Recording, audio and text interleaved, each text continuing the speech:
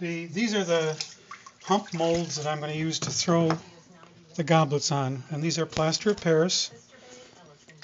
And I found out that by saturating them with water, that the base of the goblet will shrink properly and not crack. So I use the clay that I prepared, and it's a specific amount. For the goblet I'm going to make it's 1 pound and 3/4, and I weigh it always out so that I get some degree of consistency.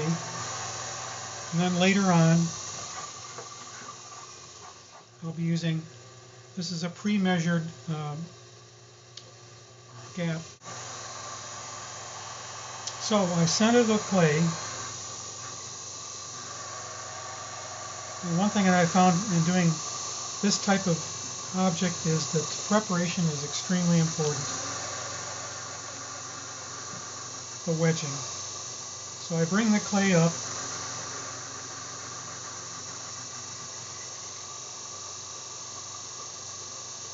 And I start the opening, make a little V, and I push downward.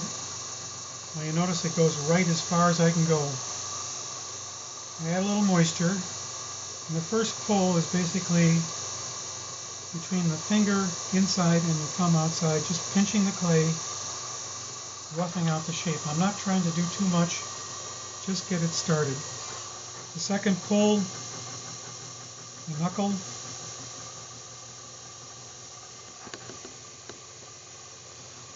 When I get toward the top, I slow down, make sure there's plenty of clay here. I don't want it extremely thin. There's a tendency to taper and make it thin, and I learned a long time ago that when it gets thin like that, you can't do much with it.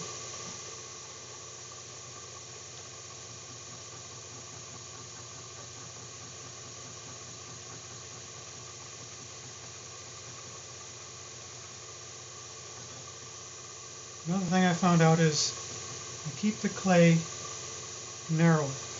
The goblet right now is narrow. I'll bring it out at the finished state.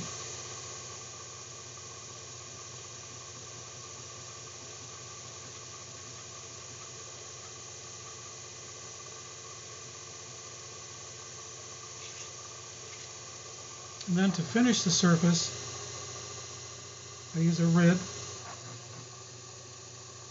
The base of the rib shows me where the bottom of the clay is.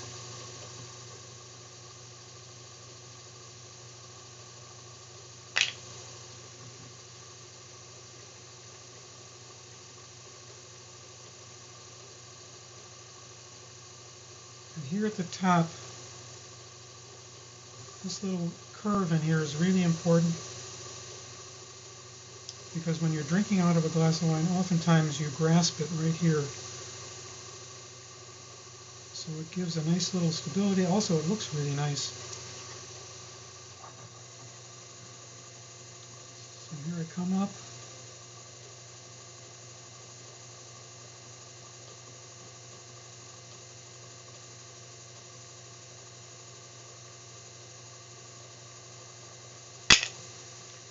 Now the cup part is finished.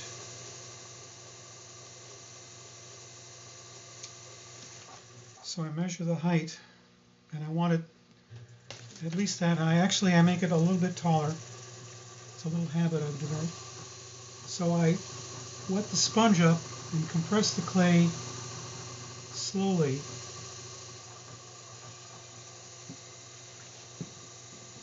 If it tilts like that, I can always go back and correct it.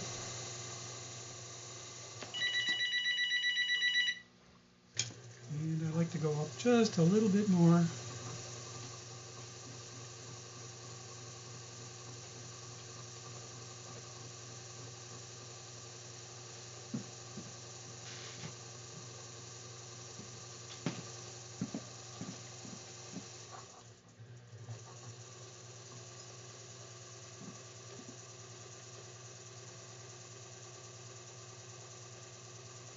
And you'll notice that there's plenty of clay supporting this cup on the top.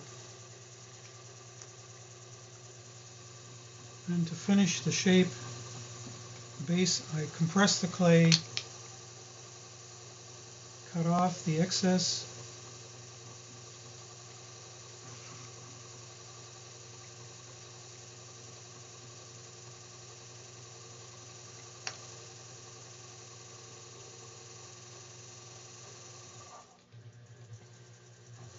Now the next important thing after I get this off the wheel is the drying. And what you have to do is rotate the pot every hour so it dries evenly.